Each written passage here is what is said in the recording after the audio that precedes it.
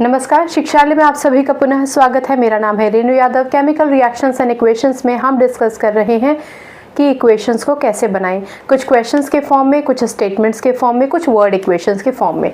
आज हमारे पास एक वर्ड इक्वेशन है। कहते हैं कि कॉपर स्ट्रिप यानी कॉपर की एक छोटी सी पट्टी is placed in the solution of silver nitrate. तो कॉपर नाइट्रेट सोल्यूशन बनता है और सिल्वर मेटल बनता है। हमें इस वर्ड इक्वेशन को प्रॉपर इक्वेशन के फॉर्म में लिखना है। कई बार आपको सिर्फ इतना लिखकर दे सकते हैं, यहाँ तक रिएक्टेंट तक लिखकर दे सकते हैं, प्रोडक्ट पूछ सकते हैं। किसी भी तरीके से आपके पास ये क्वेश्चन आ सकता है। सॉल्यूशन करने का एक ही तरीका होगा।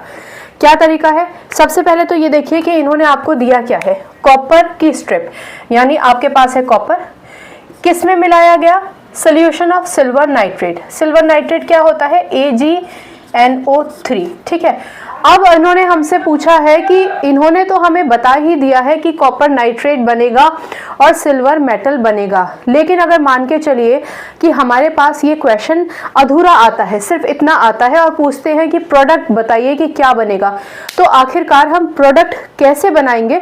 मैं चाहती हूँ कि आप पूरा प्रोसीजर एक बार समझ लीजिए। किसी भी रिएक्शन को बनाने के लिए आपके पास सबसे बड़ा ज्ञान होना चाहिए रिएक्टिविटी सीरीज का।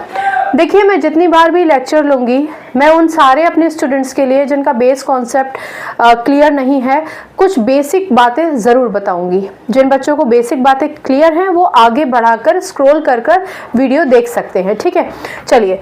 तो बेसिक बात क्या है कि हमारे पास एक रिएक्टिविटी सीरीज़ है KNaCl-MgAl-ZnFeSnPb। फिर आ जाता है हाइड्रोजन। हाइड्रोजन के बाद आ जाता है कॉपर, मरकरी, सिल्वर और गोल्ड। आप जानते हैं कि हाइड्रोजन से ऊपर वाले जो एलिमेंट्स होते हैं वो फिर भी रिएक्टिव होते हैं एज कंपेयर टू हाइड्रोजन से नीचे वाले एलिमेंट्स, यानी ये जो नीचे के एलिमेंट्स हैं लीस्ट रिएक्टिव होते हैं। जो सबसे ऊपर वाला एलिमेंट है वो सबसे ज़्यादा रिएक्टिव होगा और जैसे जैसे हम नीचे जाएंगे रिएक्टिविटी कम होती जाएगी।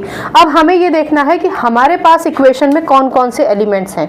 तो हमारे पास एक तो है ये सिल्वर, ठीक है ना, और दूसरा है हमारे पास कॉपर। अब आप खुद देखिए कि कॉपर भले ही हाइड्रोजन से नीचे है, यानी लीस्ट रिएक्टिव एलिमेंट्स के ग्रुप में आता है, भले ही कॉपर और सिल्वर दोनों, लेकिन फिर भी कॉपर ऊपर है और सिल्वर नीचे है। इसका क्या मतलब हुआ? इसका मतलब ये हुआ कि कॉपर सिल्वर को उसकी जगह से डिस्प्लेस कर सकता है। कहने का मतलब कि कॉपर इस सिल्वर को यहाँ से हटा देगा और इस NO3 के साथ, नाइट्रेट के साथ